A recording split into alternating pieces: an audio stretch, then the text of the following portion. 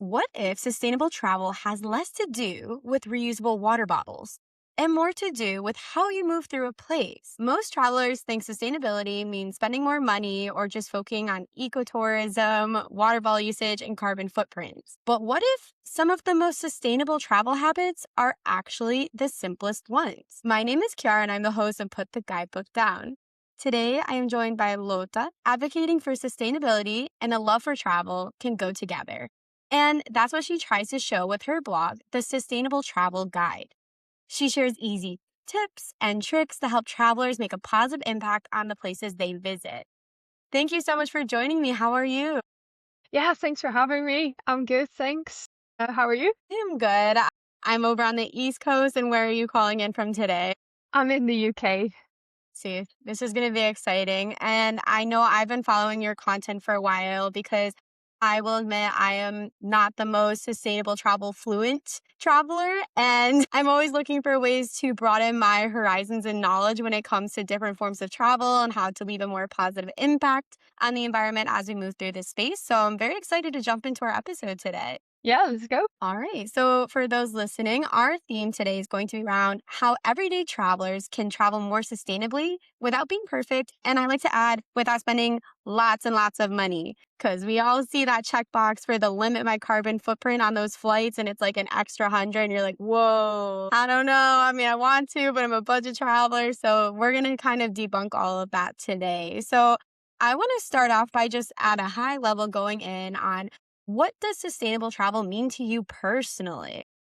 Yeah, it's a good question. Obviously, the best thing is if you can actually have a positive impact on the place you're visiting, like you just Say, said. But that is quite difficult. So I think for me, I would rather define it as not having a negative impact.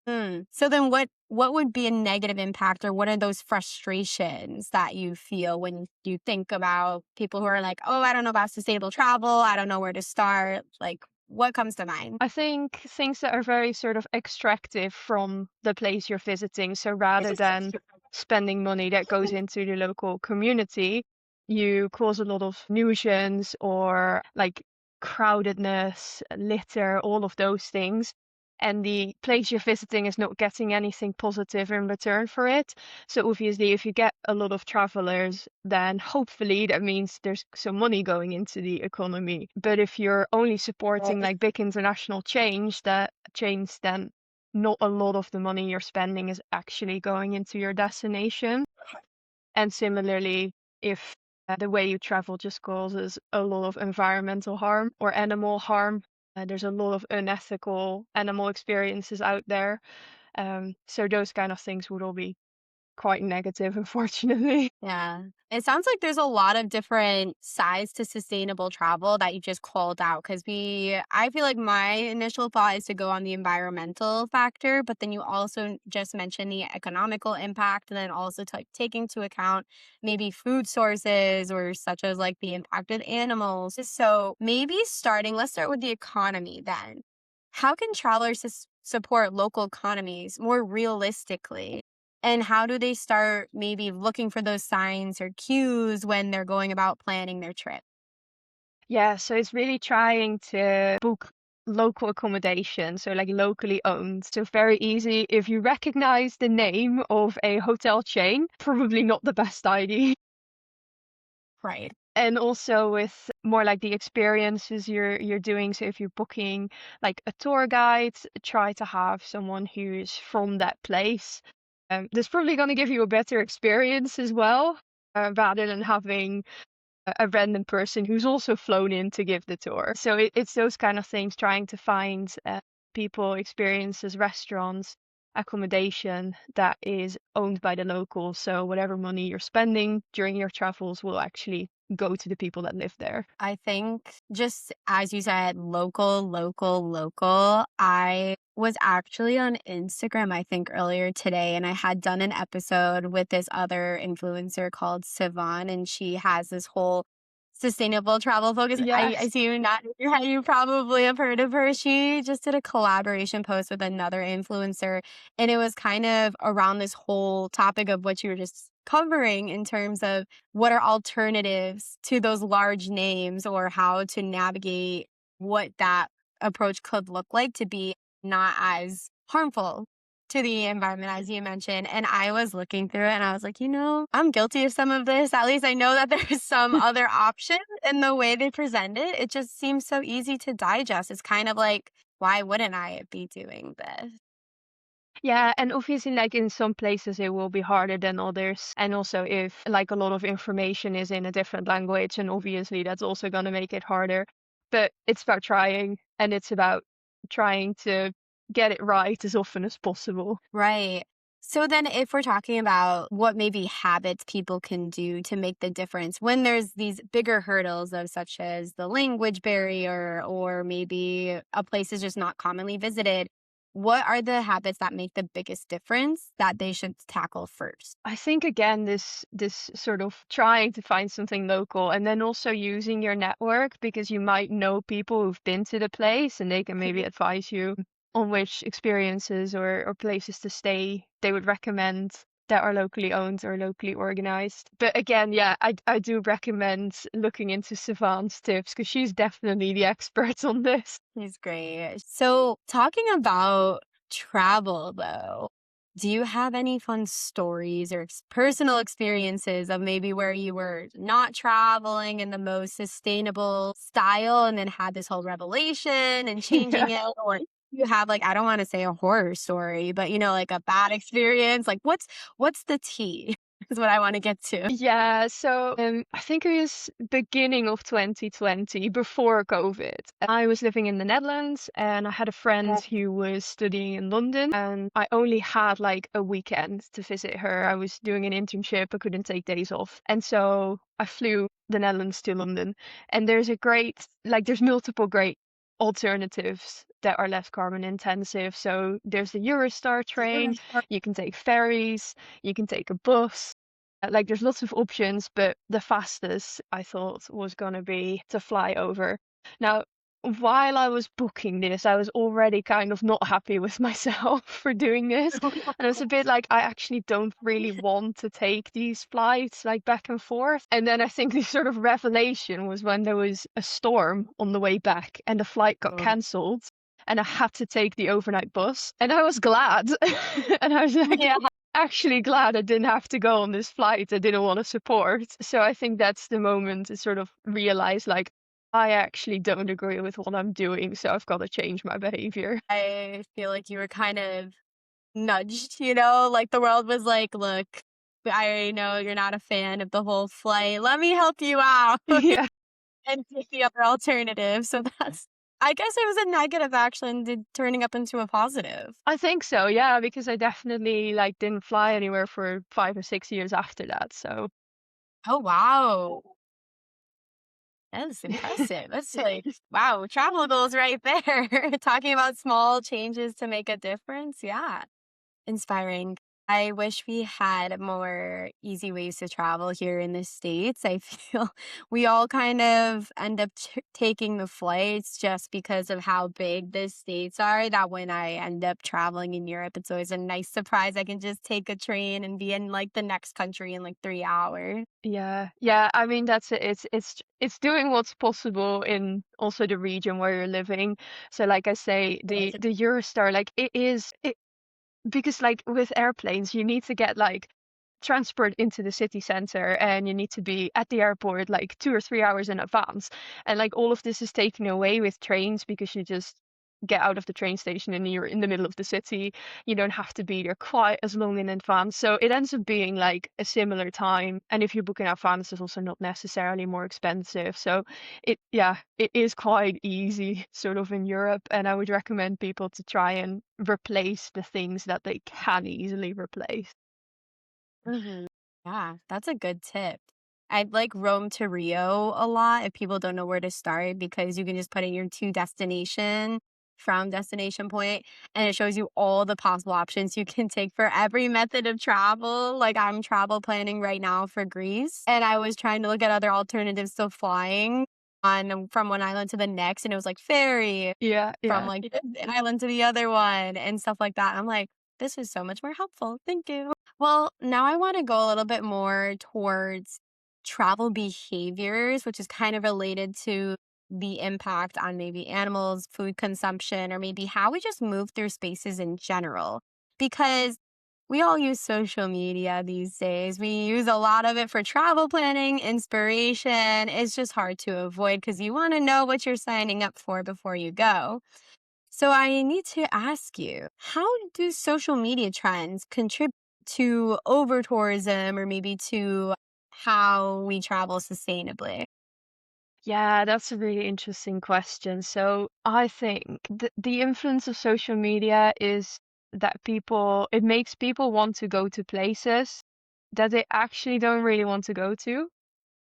So a lot of people they go for a certain photo spot or they go just because it's popular or they've heard that it's nice, but it doesn't actually align with their own interests. So say for example, if you're really into the outdoors and you're really into hiking or those kind of things, then why would you go do sort of city hopping thing?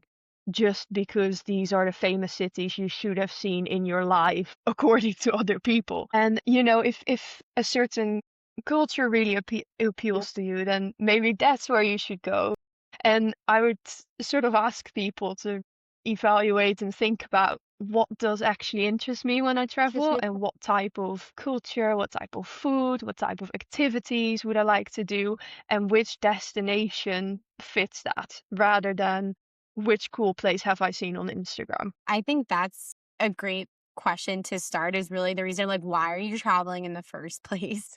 And what are you looking to accomplish in your travels? And I find that many people are just chasing that social media influencer content or even in one of my more recent episodes, it was talking about just that whole escapism of wanting to leave the 9 to 5 to find that travel influencer lifestyle where you're just going through the same path that someone else already created rather than having your own travel experience for yourself. Yeah, and also there's nothing wrong with having a 9 to 5 and traveling when you can. Like, not everyone needs to quit their job. Period. Period. You heard it, guys. Like, you don't need to all quit. I mean, we want to, don't Yeah, get me yeah. wrong. But like you can travel while work. Like Yeah. it is doable. And I know there are influencers out there that are like the after 5 traveler where they talk about how you can be a wanderlust or nomad and still work the 9 to 5. It's like we need to normalize that behavior a little bit. Yeah. Yeah, and so much of what you see on social media is often like glamorized and actually when you then go to these places or follow the same lifestyle, you get to see all the negative sides that you wouldn't see on Instagram, for example. Oh, yeah. Yes. I've talked about this. There's also the when you return from living abroad kind of moment, reverse culture shock. There's so many aspects to that that is not really showcased in that whole social media Yeah, lifestyle that can be a little misleading in our travel marketing there. definitely. Awesome. Well, we're going to start moving a little bit more now into maybe how people can adopt these behaviors to become more of a sustainable traveler, or what are easy ways they can shift their regular travel habits to be more eco friendly, great for the environment and economy. So, because we know that sometimes the most unsustainable thing isn't the plane ticket necessarily, it's the mindset that we take. So, I want to turn it back to you as you are one that creates these tips and tricks that people can adopt easily from just their normal travel. So, what advice would you have for any traveler? So, not someone who's maybe luxuries, not someone who's only for budget, like any traveler, to approach into a more sustainable travel environment. And what does this look like in practice? Yeah, so I think a big pitfall with sustainability in general, but also with travel is a sort of perfectionism, like, oh, I can't do it perfect, so I might as well not bother at all.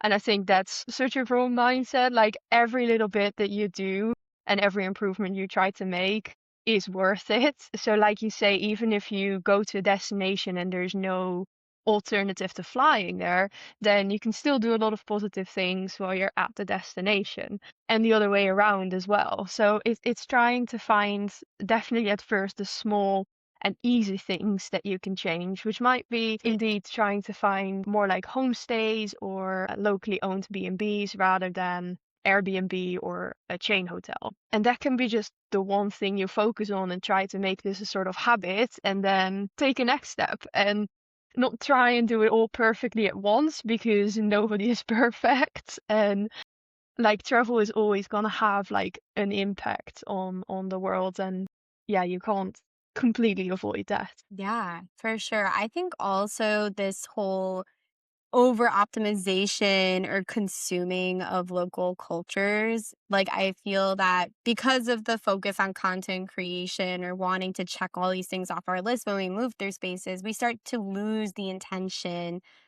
why we're traveling in the first place and maybe not being cognizant or aware of the impact that we're leaving as we move through the space and leave them. Because while we want to talk about the positives and these steps of adopting more sustainable travel habits, but travel and sustainability isn't just about reducing harm, right? It's also about increasing connection as travelers. And I know one that I am starting to investigate and talk more about is slow travel.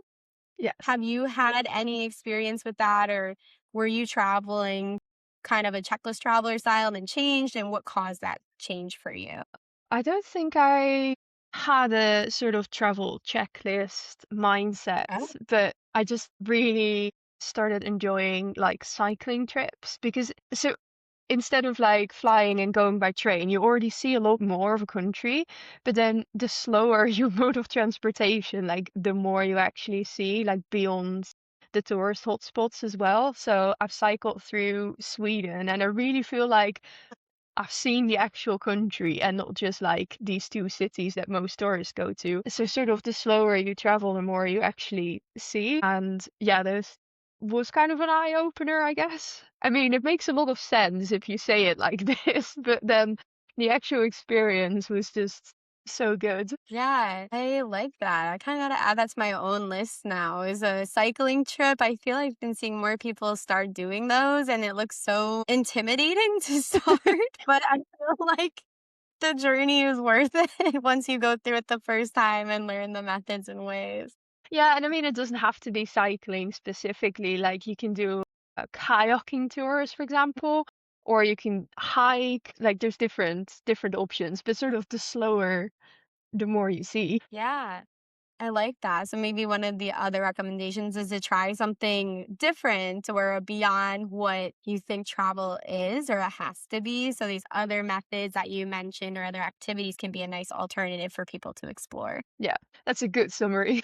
And there's just so much to cover. It's hard to go all through all the content in one discussion. We could talk about this as a series, but I feel that talking from you, I've been able to learn a lot more about sustainable travel in ways that I personally can adopt it. So I'm hoping our listeners are feeling that confidence and inspiration as well.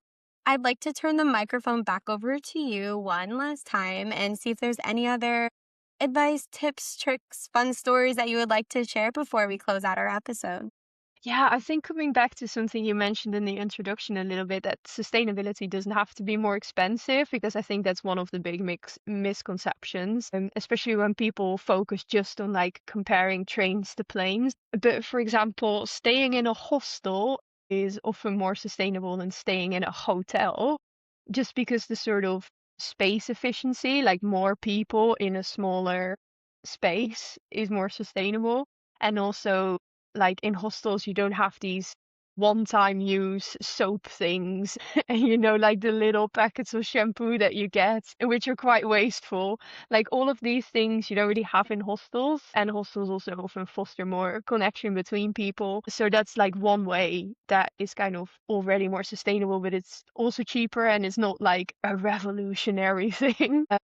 And I think the same with like travel by bus. Like it's often cheaper than trains. Okay, maybe it's a little bit slower, but especially in Southeast Asia, you have a lot of like sleeper buses and they're returning to Europe as well. So like that's a cheap kind of common way to travel that is just more sustainable by default. And so you don't have to do like very crazy things.